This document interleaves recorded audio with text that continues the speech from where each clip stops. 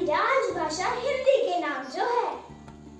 Language is the blood of the soul into which thoughts run and out of which they grow. Language is a unique gift of humans which has facilitated growth of human civilization and human intellects to great heights.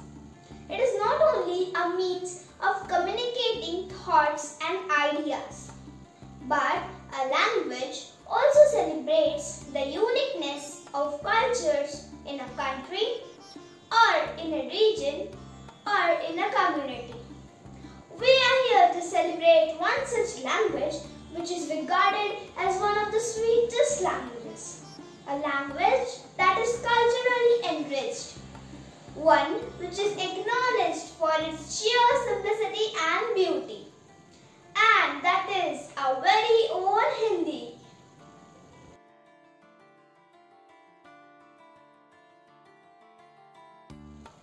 Today is September 14, observed every year as Hindi Divas. This day marks the significance of the Constituent Assembly's decision to adopt Hindi as the official language of India. Hindi Divas is celebrated to promote and propagate Hindi, which is one of the two official languages of the Union of India, the other being English. Also, this day is celebrated as a patriotic reminder to Indian populations for their common roots and unity. Hindi is one of the most widely spoken languages of India, with most of North India celebrating the language as their mother tongue. Hindi is also the fourth most spoken language in the world, after English, Spanish and Mandarin. सुंदर भाषा जो हिंदुस्तान की ताज है, हर हिंदुस्तानी के मन की आवाज है, सुरीले जिसके सुर और साज है, वो हिंदी है जिस पर हम सबको नाज है। हिंदी दिवस के अवसर पर आप सभी को हार्दिक शुभकामनाएं। हिंदी विश्व की प्राचीन, समृद्ध और सरल भाषा है। 12वीं शताब्दी से ही हिंदी का प्रयोग साहित्यिक रूप में किया जाने लगा। हिंदी भारत ही नहीं बल्कि दुनिया के कई देशों में बोली जाती है। हिंदी हमारी राजभाषा है। 14 सितंबर 1949 को संविधान सभा ने एक मत से यह निर्णय लिया कि हिंदी ही भारत की राजभाषा होगी। इस निर्णय के बाद हिंदी को हर क्षेत्र में प्रसारित करने के लिए राष्ट्रभाषा प्रचार समिति वर्धा के अनुरोध पर 1953 से पूरे भारत में 14 सितंबर को हर साल हिंदी दिवस के रूप में मनाया जाने लगा।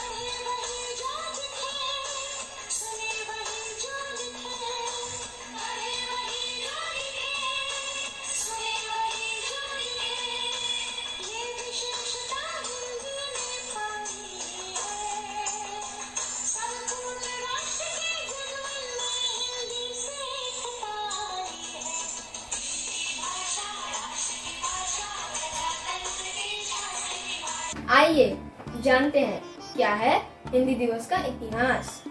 वैसे तो भारत विभिन्नताओं वाला देश है। यहाँ हर राज्य की अपनी अलग सांस्कृतिक, राजनीतिक और ऐतिहासिक पहचान है।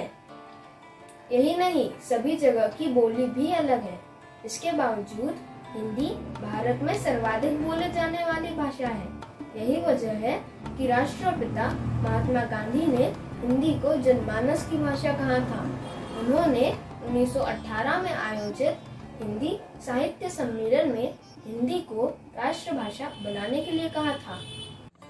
1947 में जब हमारे देश को ब्रिटिश शासन से आजादी मिली, तब संविधान सभा के सामने भाषा की एक बड़ी चिंता खड़ी हुई।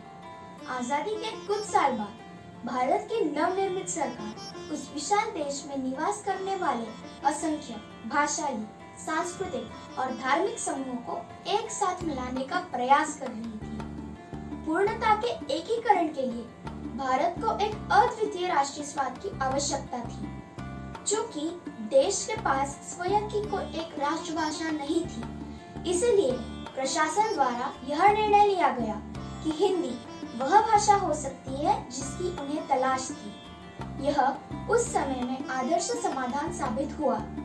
उस समय हिंदी उत्तर भारत के अधिकांश हिस्सों में बोली जाने वाली भाषा थी। लंबे विचार विमर्श के बाद आखिर 14 सितंबर 1949 को संविधान सभा में हिंदी को राजभाषा बनाने का फैसला लिया गया।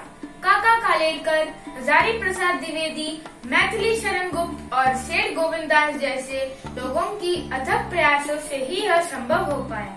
हालांकि हिंदी को राजभाषा बनाए जाने से काफी लोग खुश नहीं थे, वो उसका विरोध करने लगे। इसी विरोध के चलते बाद में अंग्रेजी को भी राजभाषा का दर्जा दे दिया।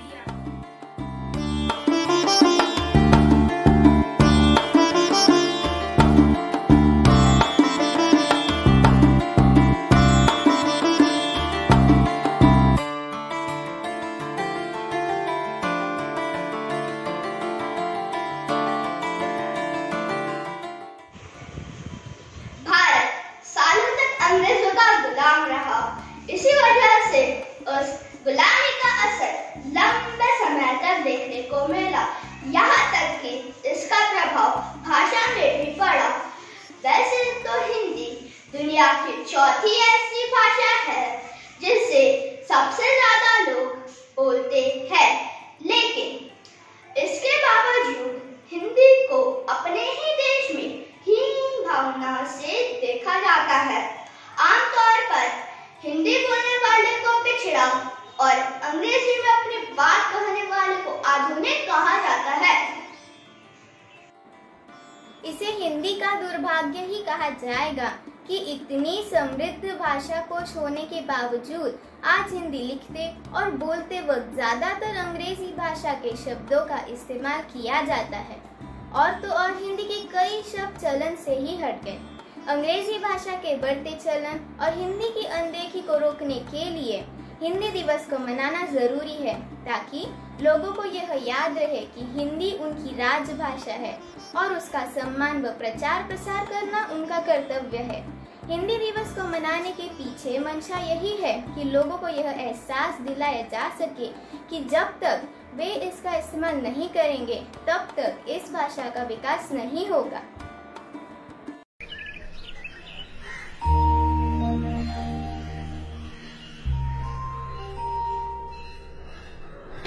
आ गई? भूख लगी है? मौन व्रत है।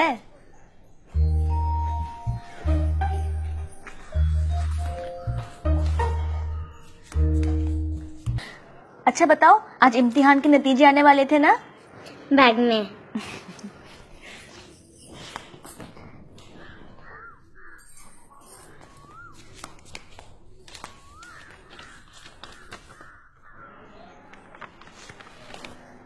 मैथ्स में 45 आउट ऑफ 50, हिंदी में 48। अरे वाह, हमारी मुनीजा तो काफी होशियार है। अरे ये क्या है? इंग्लिश की टेस्ट शीट। लेकिन ये खाली क्यों है? इसमें हमें कोई अपना सपना लिखना था, अंग्रेजी में। तो मुनीजा, तुम तो अंग्रेजी स्कूल में ही पढ़ती हो, लिखा क्यों नहीं?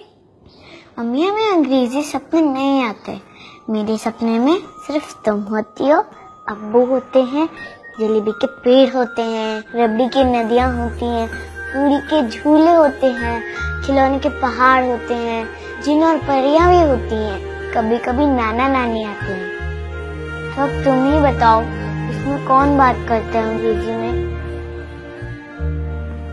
अम्मी, हम सब कुछ तो अंग्रेजी में सीख रहे हैं, अब हमारे सपनों को तो अपनी ज़बान में रहने दो।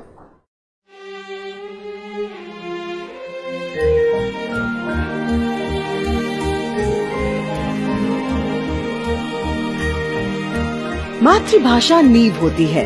नींव मजबूत होगी तो मुश्किल से मुश्किल सबक भी आसान हो जाएगा। बच्चों को उनकी अपनी ज़बान सिखाइए।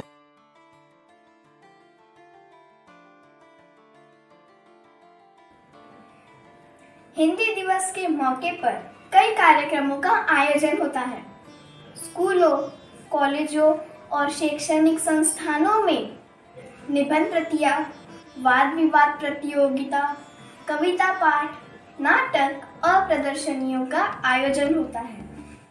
इसके अलावा सरकारी दफ्तरों में हिंदी पखवाड़े का आयोजन होता है, यानी कि 14 सितंबर से लेकर अगले 15 दिनों तक सरकारी दफ्तरों में विभिन्न प्रतियोगिताएं आयोजित की जाती है।